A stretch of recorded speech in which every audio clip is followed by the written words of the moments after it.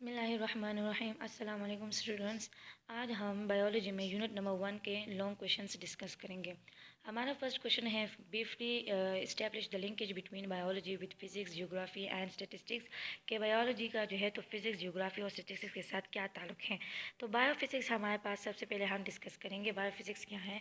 Biophysics जब हम biological process को स्टडी करते हैं फिजिक्स के लॉज या उसके प्रिंसिपल्स के अंडर या उसके प्रिंसिपल्स को यूज़ करते हुए, तो वो हमारे पास क्या कहलाता है, बायोफिजिक्स कहलाते हैं।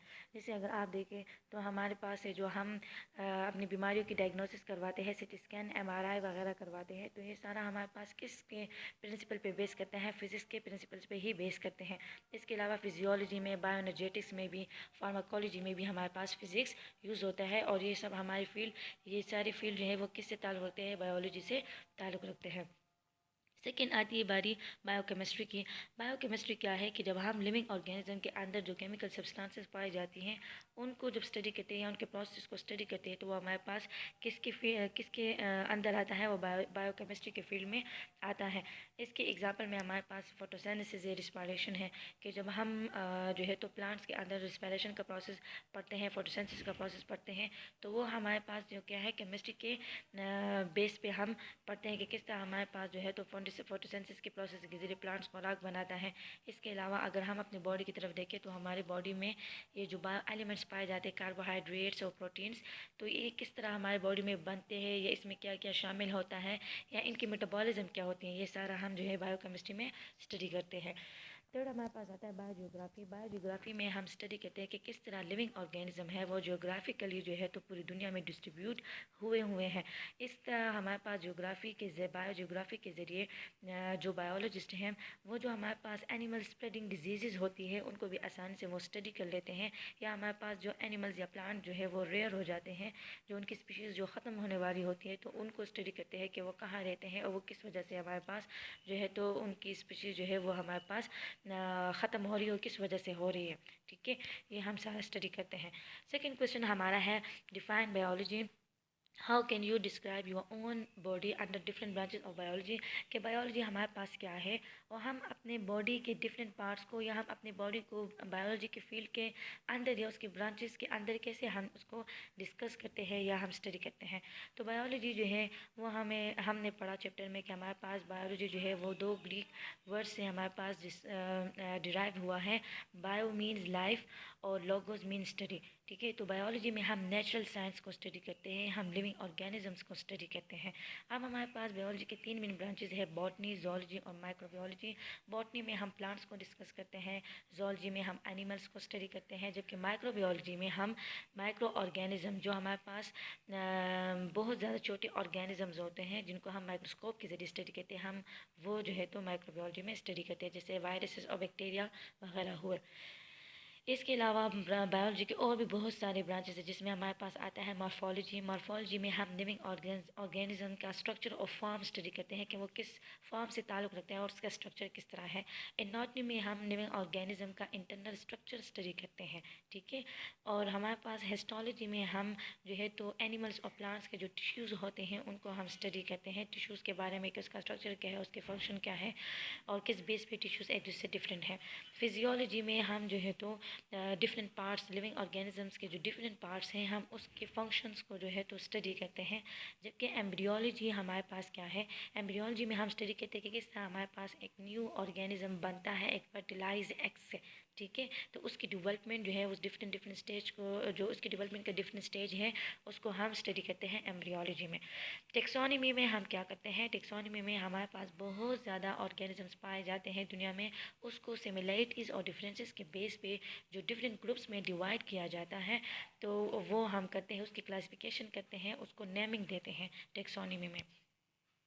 इसके बाद आती है बारी सेल बायोलॉजी या काइटोलॉजी की। सेल बायोलॉजी को हम काइटोलॉजी भी कहते हैं।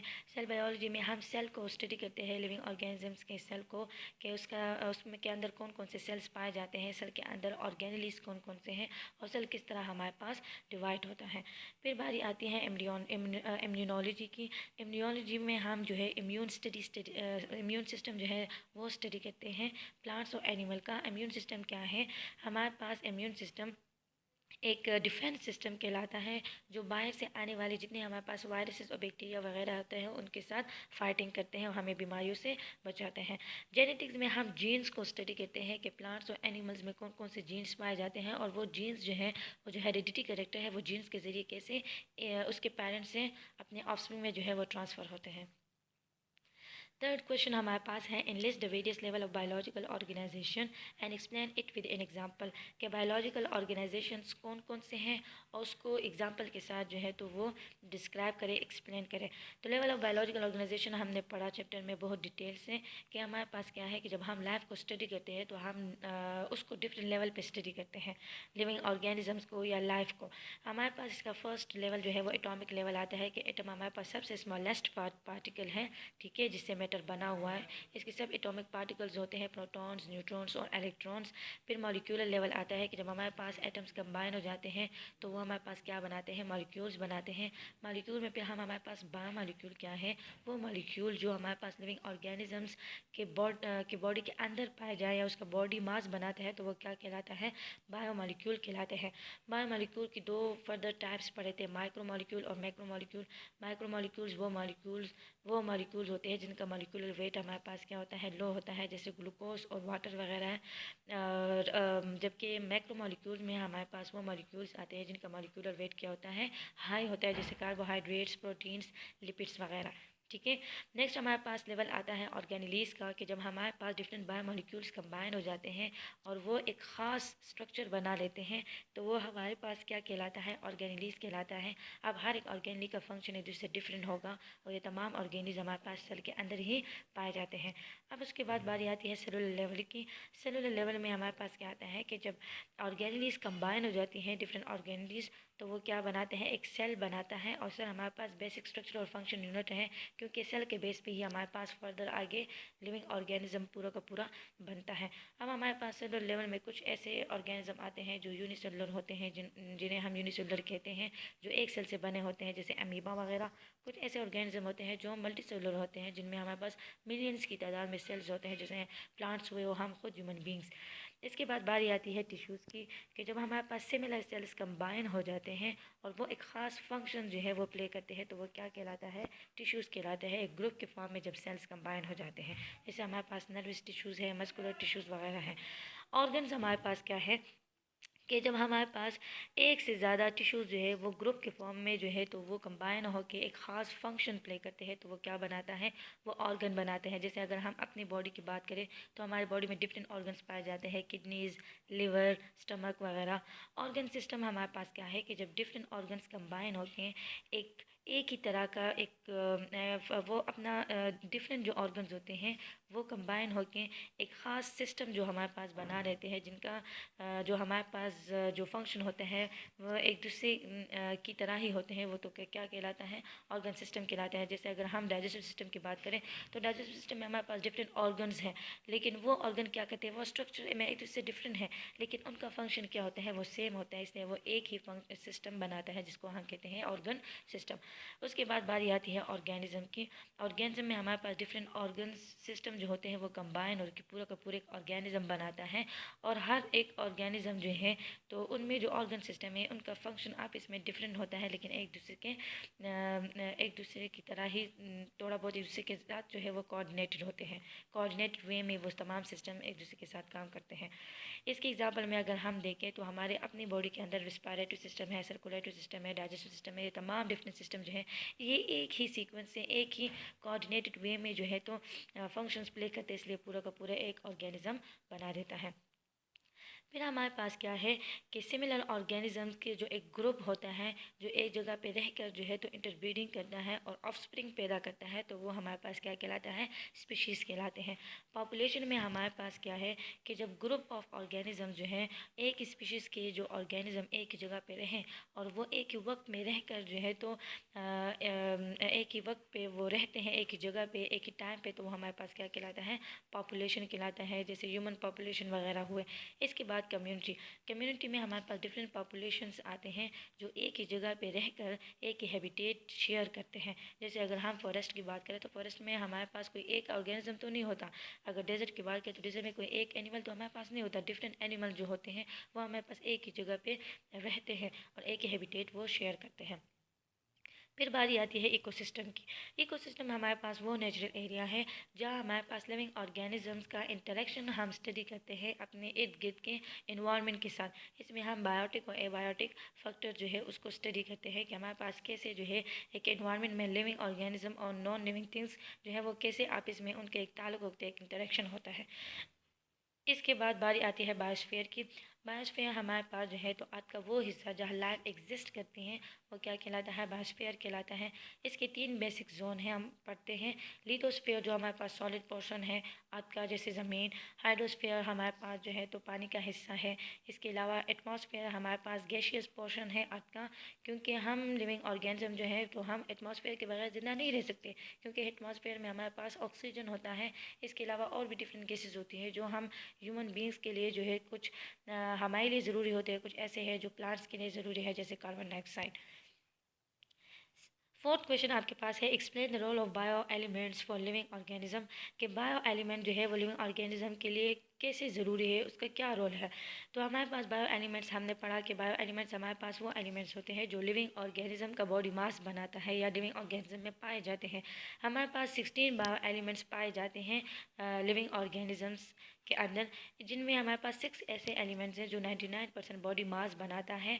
बाकी 10 जो एलिमेंट्स हैं वो सिर्फ 1% बॉडी मास बनाता है लिविंग ऑर्गेनिज्म का। जैसे हमारे पास ऑक्सीजन 65% जो है हमारे बॉडी में पाया जाता है, carbon 18, hydrogen 10, nitrogen 3, calcium 2, phosphorus 1 और दूसरे जो बाकी 10 एलिमेंट्स हैं वो 1% पाए जाते हैं।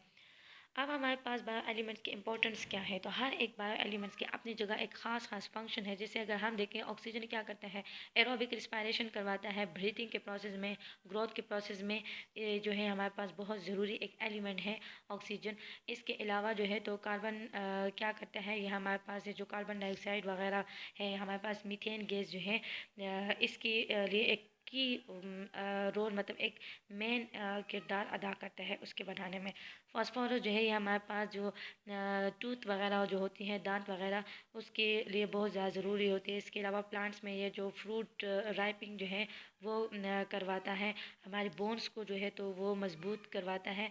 कैल्शियम जो है तो ये भी हमारे पास बोन्स की डेवलपमेंट के लिए, हमारे जो टूथ फॉर्मेशन है उसके लिए, और इसके अलावा प्लांट्स में जो सेल वॉल है इसको आप इसमें एक होल्ड करवाता है, मतलब तमाम सेल्स को क्या करता है, इसने एक दूसरे के साथ कंबाइन किया होता है कैल्शियम ने।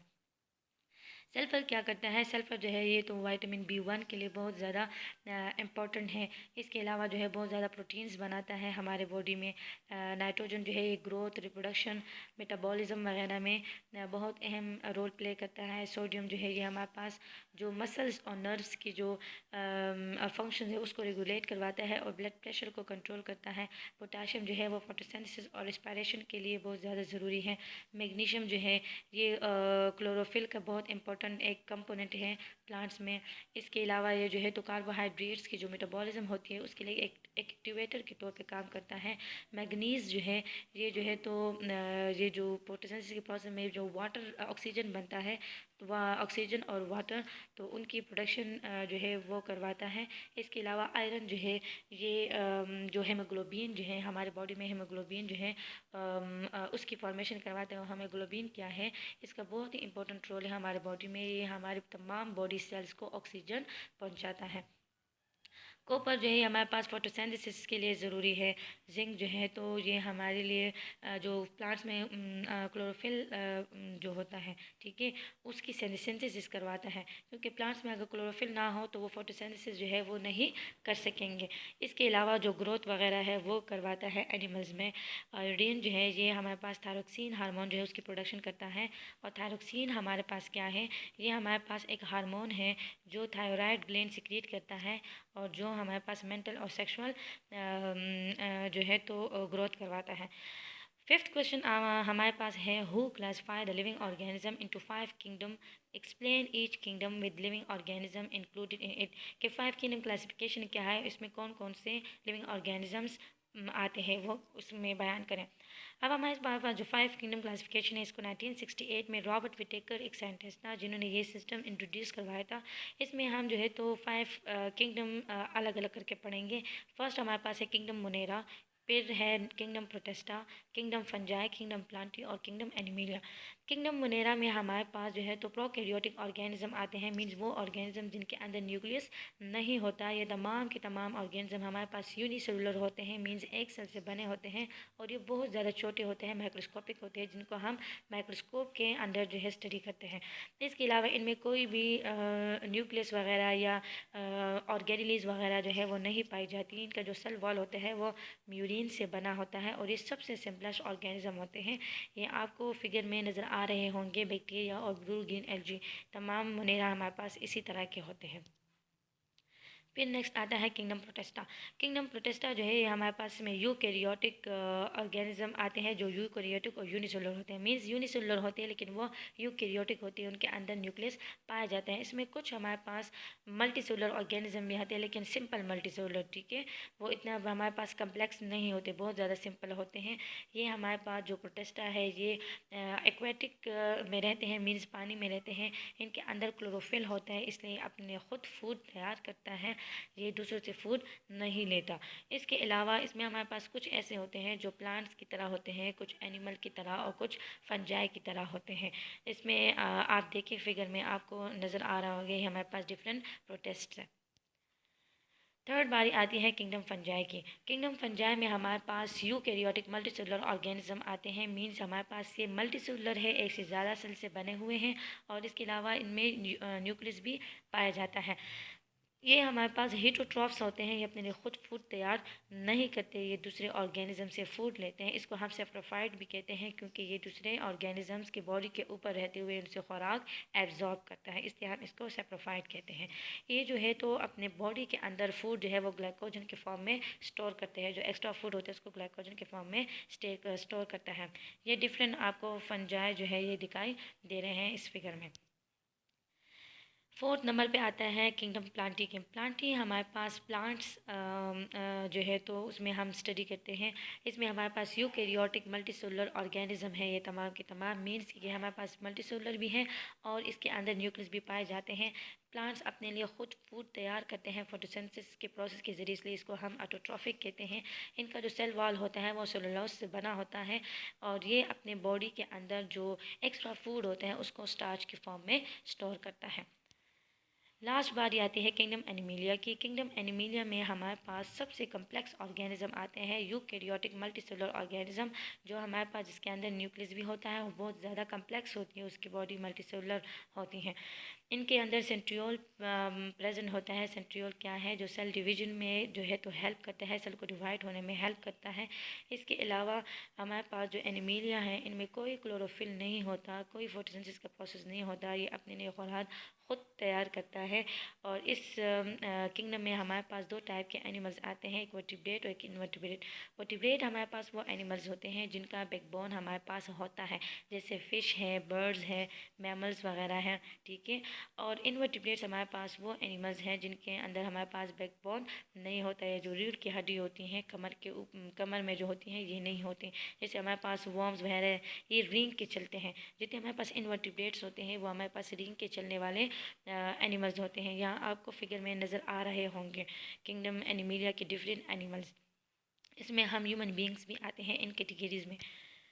सो गर्ल्स, हमारा चैप्टर नंबर 1 जो है वो कंप्लीट हो चुका है। आई होप आप सबको जो है तो समझ आ चुका होगा। ये तमाम काम रिटन वर्क जो है आपने नीट कॉपी में करना है, neat and clean. Thank you.